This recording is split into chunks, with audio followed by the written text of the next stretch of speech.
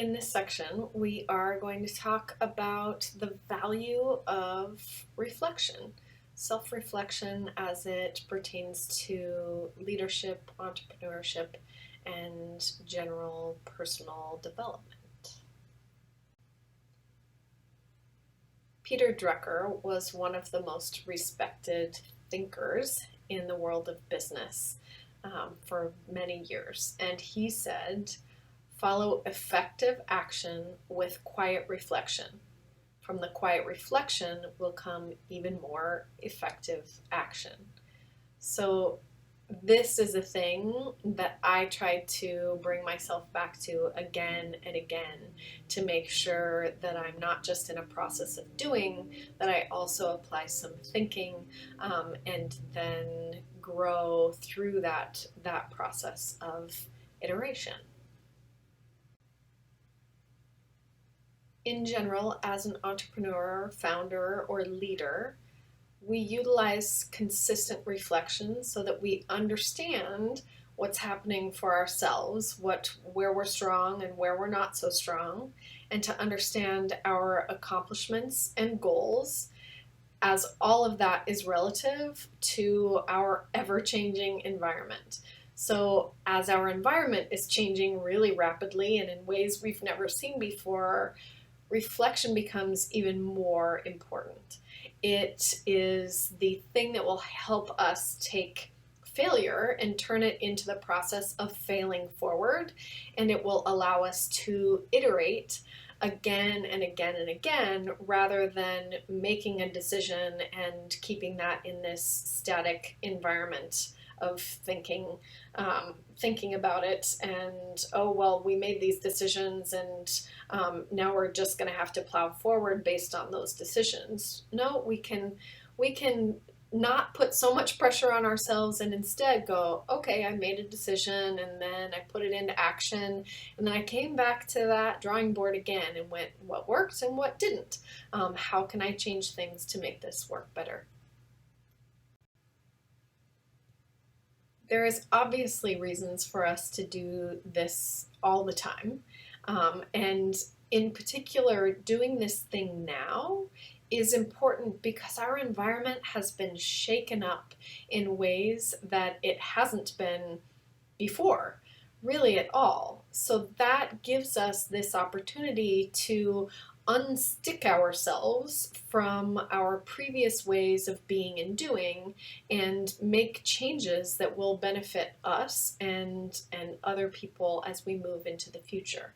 There's an opportunity for us to unstick ourselves from the more masculine ways of being and leading and doing, and apply more feminine ways, the ways that we have been socialized all this time. So whether you do or don't already have a practice of self-reflection, there are a few tools that we can use to make it effective for ourselves. And number one is we got to get it out from bouncing around in our brains. I know this strongly resonates with me.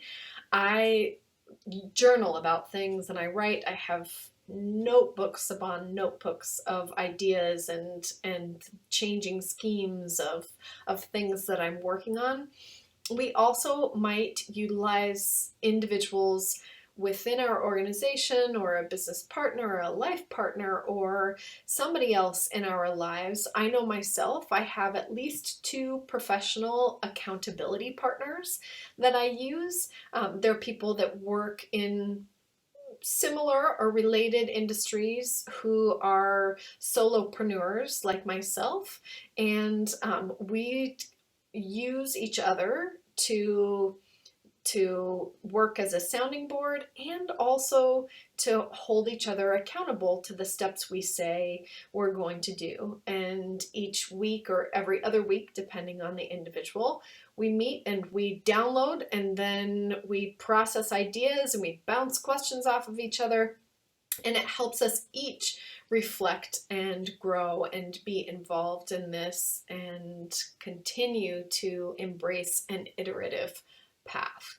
Whatever the case is, It's important that you get this out of your brain and into the world, and having it organized somewhere is supremely important. So if you keep a notebook when you have these conversations, or whether you journal it out, or you keep voice notes or type notes on whatever electronic device you have, it's important to make sure that it is somehow organized in a way that serves you best.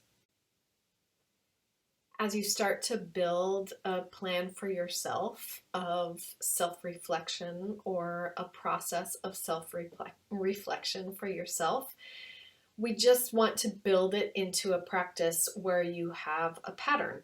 Make it a habit. So, however you do this, make sure that it is a habit that can be sustainable for you.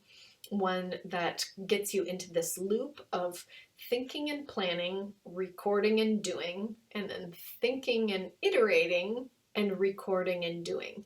Something that will keep you constantly moving forward. It can be something that you do on a daily basis or even multiple times a day. And you could also do it as infrequently as weekly, or other button points as well. It might be useful for you to track a project over a longer period of time. But whatever makes sense for you, build it into a habit.